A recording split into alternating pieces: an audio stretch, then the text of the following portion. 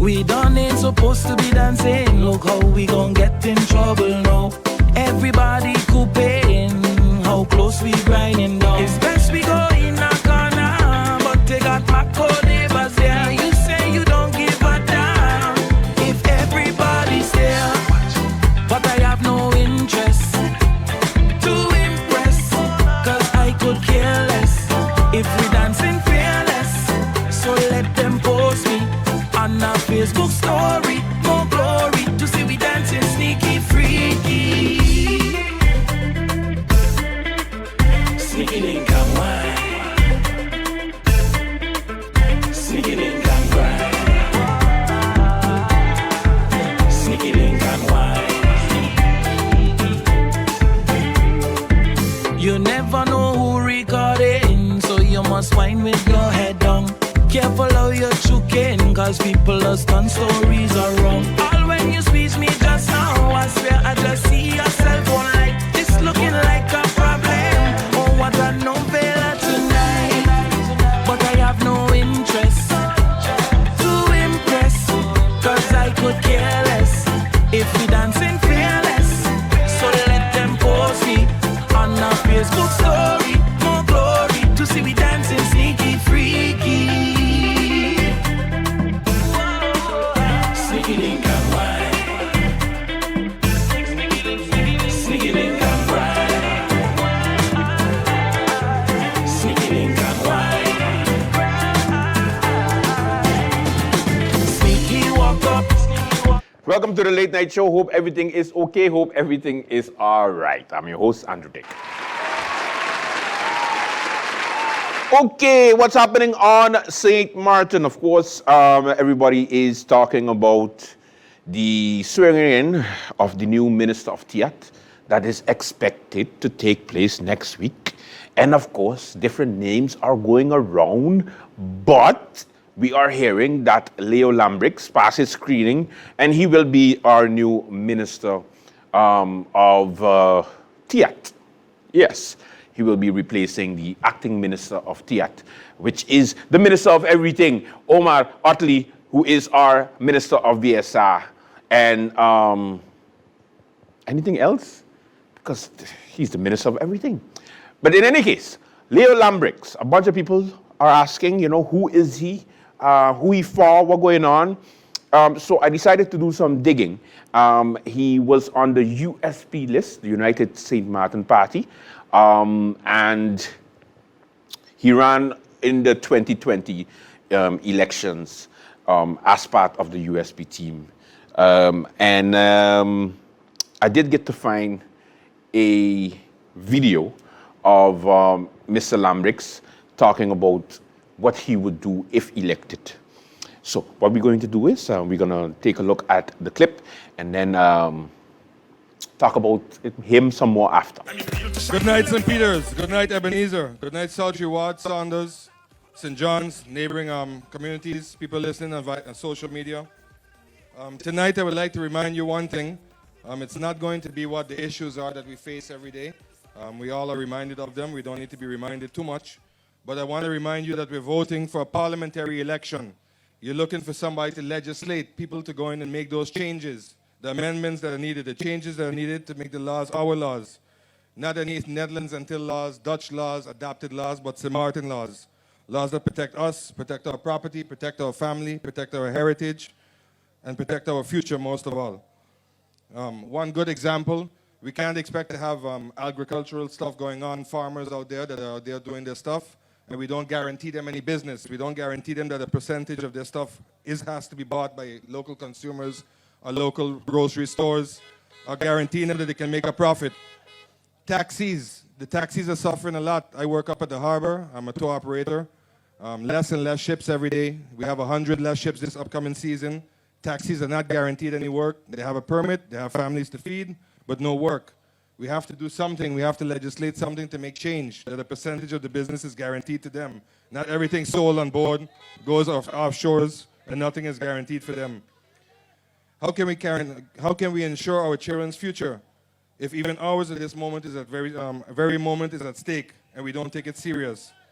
Many of the issues, because of adopted laws, should not be applied here. We cannot, and have up to recent, had a special way of life in St. Martin. We can't just flip it upside down because of other people wanting to do so. Back in the day, 50 years ago, 60 years ago, nobody got a permit. Mr. Elikio Somersal, maybe you can say, you know, the what do you call it, where you work, cadastre. People don't have a made brief. 100 years ago, they got a piece of land, they don't have a made brief, they have a piece of napkin, they have a piece of paper saying the land is yours. You can't expect them now to pull up something, you know, to get help from government because of a hurricane and penalize them for it. On January 9th, 2020, I ask you, please don't let your voice go unheard. Put people in place that can be your voice, that can be your eyes, that will be your voice to say what has to be done, and that will legislate to benefit you. I'm Leo Lambrix, number 14 on the USP. Please go out and vote. Thank you again for coming out this evening. Okay, so then elections came and he received 23 votes. Yes, 23 votes. All right. So we're going to have a minister of TEATT who received 23 votes last elections. St. Martin should be a real place. And you know what the funny thing about it is the USP would then have, in actuality, 2 members of parliament and a minister if they were part of this government. But technically they're not, because all the members who were elected to parliament went independent, and then one was expelled, and then the other one resigned, which is Mr. Lambix. So USP have representation, but they really don't. St. Martin, I know, hard to keep up. So the swearing is supposed to take place next week. We've been hearing this for months, so we have to wait and see if it actually happens. But you know, late night always keeps you up to date, so I'm making sure that you at least get to know your new minister that is coming in. What I also would like to talk about today is the campaign promises made by the honorable members of parliament currently, you know, in the House of Parliament. Now, of course, they are on vacation now, so they're not working. Like that make a difference. But anyway, let's talk about the independent member of parliament, Chanel Brownbill. He was part of the USP during the last election, and he will be on the United People's Party for the next elections. Now, back in 2019, when they were campaigning, Chanel Brownbill was also a member of parliament. And yeah, he spoke at a town hall meeting in Dutch Quarter. And this is what he said during that particular meeting. Good evening, Dutch Quarter.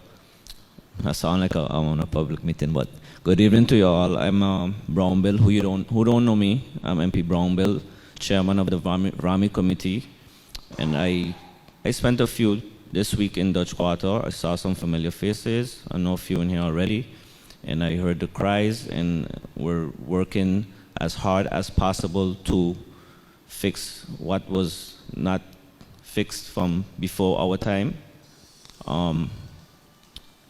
It's a rough town. I might as well tell you the truth. I've been around. I tried to campaign down here. It's a rough town. It's a town of heart and a town of soul. So I could feel the pain that's going through here in Dutch Quarter, and simple little things that could be fixed that I heard people talk about, especially the brick section. It's small, but the brick section, so they say, but you guys can tell me if it's true. A little rain or mud come on the bricks, it's very slippery. The elderly walk there to catch the bus. Children are walking there. A lot of people could easily get damaged on the bricks alone. So we're working on the road. We're working on the street lights, and furthermore, there's a lot of roofing materials that's from hurricane that hasn't been delivered. We're not saying we could do a miracle, but we're working at our best. Once we hear y'all cries, we're working to fix these issues as soon as possible. So now that he has joined the coalition, do we keep him responsible for Dutch Quarter being still in a mess, because he is in the coalition of 8. But at least maybe when this new minister comes for the next 5 minutes, he'll be able to fix Dutch Quarter in a year. I'm being optimistic, people. Speaking about optimistic, I saw something on YouTube today, and I had to share it with you. Of course, I saw it on Oral Gibbs' YouTube page, and it was the late Vax James speaking on a program. He was the leader of the SPA at the time, and it really resonates to what's happening in St. Martin today, even though it was 33 years ago. Let's go to the clip. Government must set examples, and government must be the one that sets the example in this area. I have personally a very good relationship with the Dutch and have always had over the past years, and there are lots of things that can be done. We must also acknowledge the fact that the Dutch are much more willing to do lots more than presently. But there is a tremendous concern in Holland, and right now the debate is taking place in the Dutch lower house about development aid to the Netherlands Antilles, and the whole question of the lack of government on St. Martin is one of the major concerns about the Dutch. And so the people of St. Martin must realize that it's high time that we get a government, a responsible government, and they will find that once they put a responsible government in place, that the response from the Dutch as well as from other governments will be quite different. Yeah, you feel it, right? You feel it. You felt that, you know? Did we change our attitude? Or we just changed the politicians? I don't know. I can't keep up. But in any case, you know, if you're looking for more videos as such, make sure you go to Oral Gibbs' YouTube page and check them out.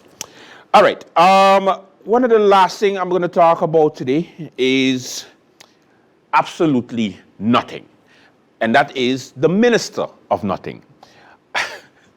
Minister Samuel continues to take L's because 2 cabinet members resigned as of December.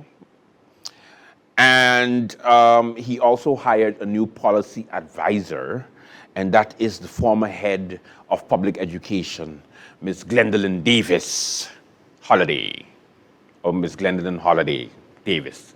I always just get her name mixed up, but she's been in education for quite some time. So of course, public education staff is pissed the hell off because they were happy when she left public education and went to the library, because she wasn't easy. She wasn't easy at all. But now she's back in the cabinet as a policy advisor of the minister, while the minister is also looking for staff because apparently the minister does nothing. So the staff doesn't want to do nothing. They want to do something. There was a promise that was made in November last year. So I'm not even going to go back years. I'm going to just go to a previous press briefing where the Minister of Nothing said the following.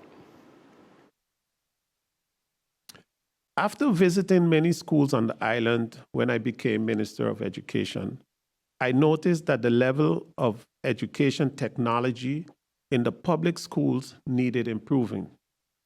I made a promise to do something about that and decided to put a digital board in every public school classroom.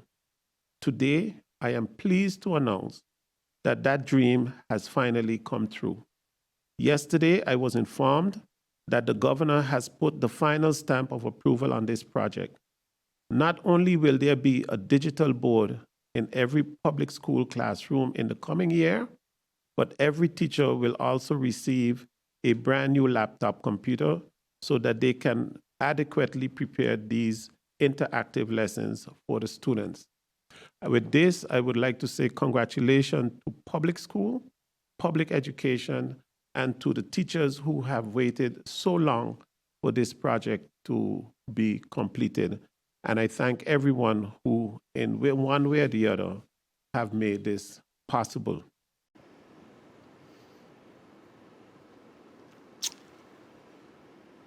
The schools are still waiting for the digitization board. The school are still waiting for the laptops for every teacher. But it's coming soon.